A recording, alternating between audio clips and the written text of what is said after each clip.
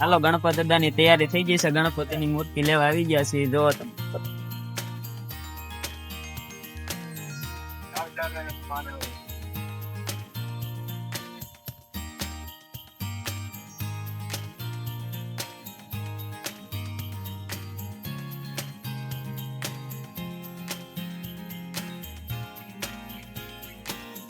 લાડ બધી મૂર્તિ જોઈ, ઘણા આટા માર્યા પછી એક મૂર્તિ છે ને ભાઈ પસંદ આવી છે.